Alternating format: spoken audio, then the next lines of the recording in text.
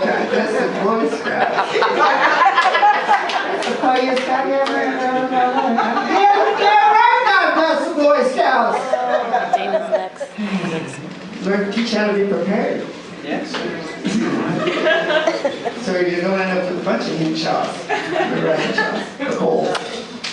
I'm going to warm it up to you guys. I'll give you guys a look though. And I noticed there's not a lot of heavy drinkers. I don't see a lot of shots. Anybody drinking? Okay, I want to. I know, me too. There you are. Service is slow. I miss you. I was talking about family. Oh, I know. Is Dana's parents here? That's what I was going to ask. Is Dana's parents here? Yeah. Really? Erica. Oh, hi. Oh, yeah, I see it now. You look just like your dad. Thank you. Or she looks just like you. Thank you. You must be very proud. I was thinking about my dad came to, my dad wasn't so supportive as you. He snuck into a comedy club in Sacramento one time watching me. I wasn't even doing that bad, and all of a sudden I hear out of the middle of the audience, he's my kid and I love him, but I don't think he has it. Dad, was that you? Tell you what, Dad, here I am at the Annex. I'm about to bring up Dana Robie, and you're up on the fireplace mantle, so take that, you know. I'm just playing. Even up on that fireplace mantle, he's still cocky, looking down at me like, what the hell have you got yourself into now? I was wondering about that. He had Alzheimer's, and he might be looking down going, who the hell is that? He looks a little like me, he's making all the wrong moves. You know what, this girl, I tell you what, if she tells me to go to a show, I'll go to a show.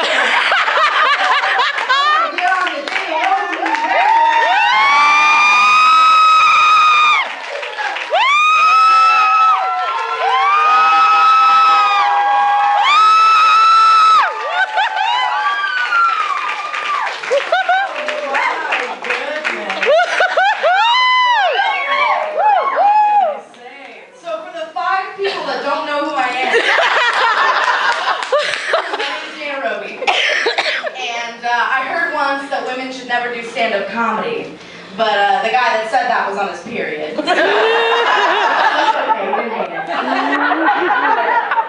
really, I am currently a college student at the University of San Francisco. Yeah, and I love it up there because people are really environmentally conscious, and that is a turn on. Environmentally conscious person, and something really popular is people using water bottles that you don't throw away, like not like that, but like a sustainable green water bottle. And I think they're great because you can really put anything in there. You really can. And I have decided that I'm going to skip out on that stereotypical rampant college alcoholism thing, and I'm going to pretend instead. So my friends and I, we do this thing where we go somewhere on the school campus before 10 o'clock in the morning, somewhere really crowded like the cafeteria, and we sit alone next to people we don't know, and we drink water out of our water bottles, but we pretend that we're drinking hard alcohol. And I like to see how people react to that. You know, they're drinking their coffee and their juice, they're in college, and that's what we do. But I'm over here sitting like, shit.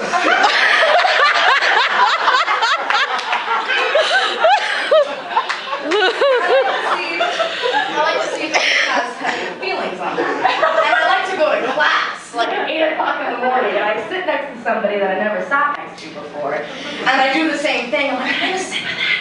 It's birds.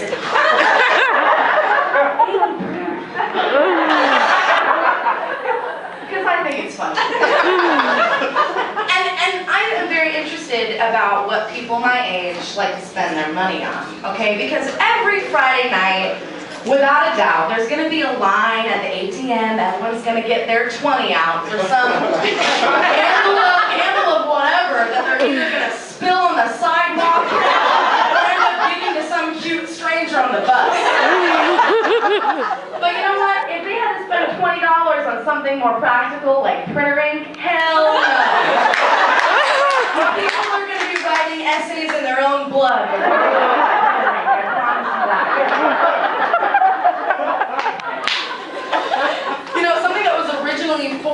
exclusively for college students that has now preached its way into the catacombs of the world is Facebook. Does anyone not have a Facebook? Good. So, I think that Facebook, in my experience, has been a breeding ground for hipsters and jerks to compete for popularity points and attention. And I would like to start advocating for the original use of Facebook, which is to stalk the shit out of people. I admit it, and I think we all need to collectively agree that that is exactly what we're doing on there. You know, as soon as you are friends with that person on Facebook, you are going to reach all the way back to 2006 and every single picture they ever took. You are. Just admit it. Not using Facebook to stalk people is like not using heroin to get high. You're just, otherwise you're just fooling around.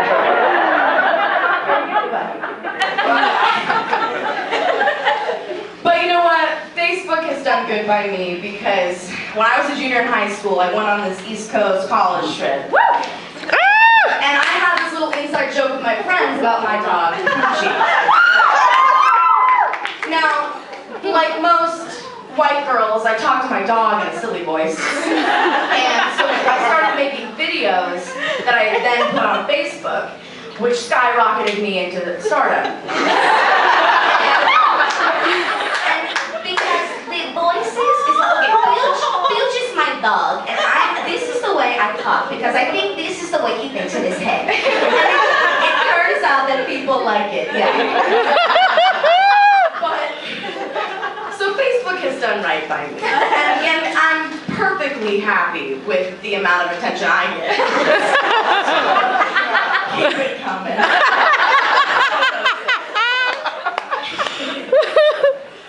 Oh man, so.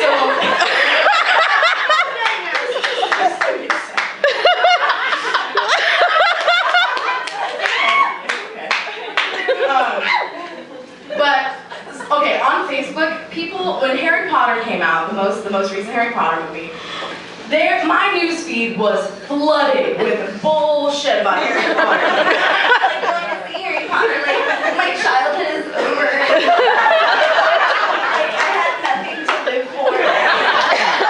And people were changing their profile pictures to a character of Harry Potter. Yeah, real fucking cute. You know what other movie came out that same night? Winnie the Pooh.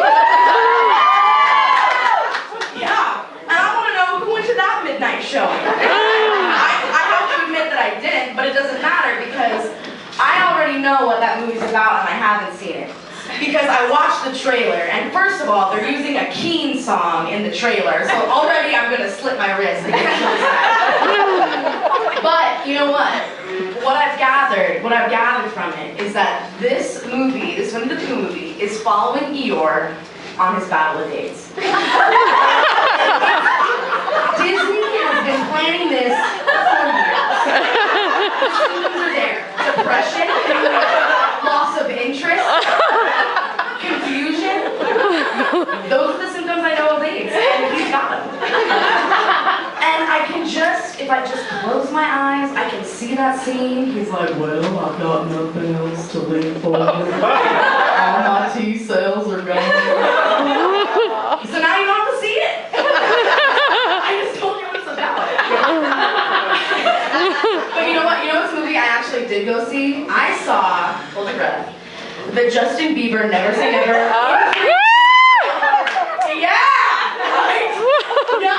Oh my god, and let me just say, I saw this movie by myself.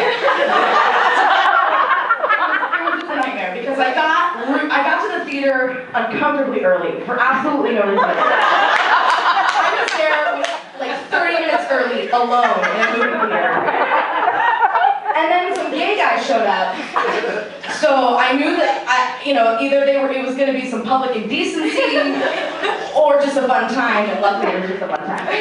But you know what? There was so much controversy about this Justin Bieber kid, okay? People hate him, people love him. I don't really have an opinion on the guy, but I watched that movie, and And I mean, he can play 3 or 4 instruments, he can dance, he can, he's got some catchy pop music, and can you imagine being 16 years old, moving thousands of miles away from where you live? You have nobody your age. Usher is on your side advocating for your career, and people still think that you look like a lesbian. He's got some obstacles to overcome if you really think about it. Hey. Love it. I had a heat stroke. So but I saw the movie alone, which turned out to not be so bad because the movies is a place on this earth where other people make me want to hurt them. Because nothing bothers me more than when somebody sits in the seat right next to me at the movies. There are like 100 seats in here. Why? Why are you sitting there? Even the seat one over from me is too close. It would actually make me really happy if you weren't in my row. I don't want to hear you crinkling and licking the sugar from the Sour Patch Kids off your finger, okay? I don't want to hear your 2-year-old asking 100 goddamn questions about the movie. No, leave me alone. This is my time. I paid $10 to sit here and not be bothered by you. Another place that makes me want to hurt people is at the gym, okay? First of all, getting up the drive to go is enough to make anyone upset. I came here to get my 15, more like 10 minutes on the treadmill. And I don't want to be your friend. I don't want to chat with you. I don't want to compare lifting patterns with you. I'm copying this guy.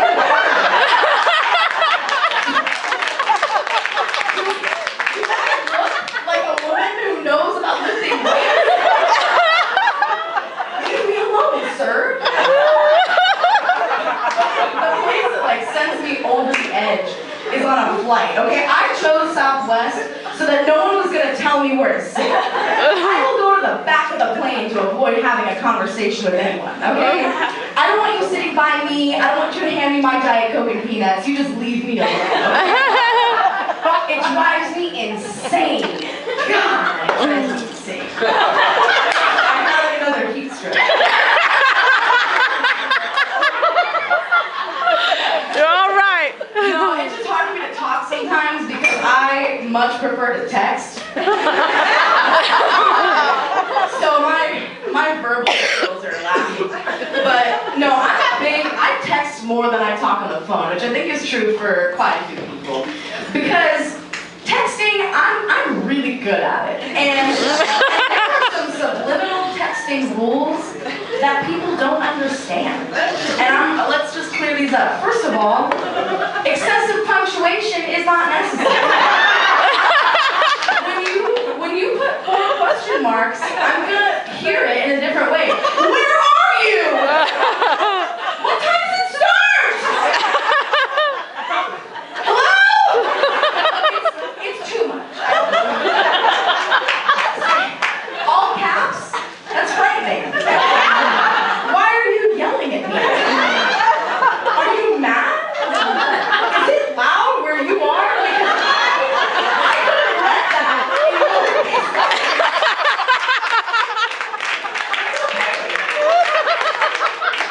But the one tiny thing about texting that really makes a world of difference is a period, okay? A period brings everything to reality. Brings everything back to a very serious place. Talk to you later just became talk to you later.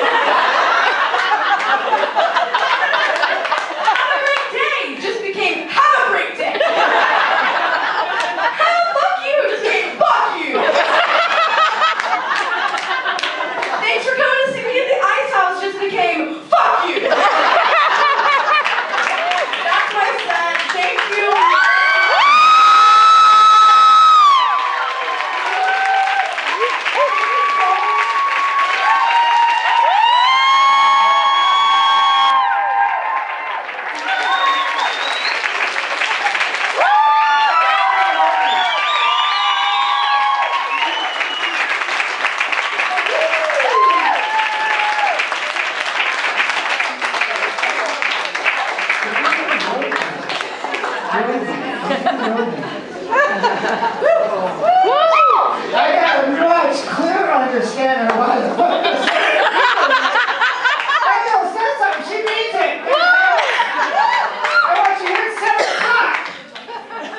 I'll get right in your face and tell you about it.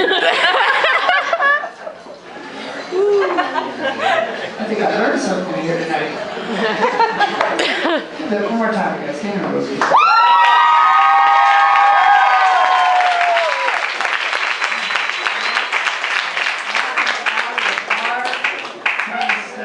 No wonder you got two there.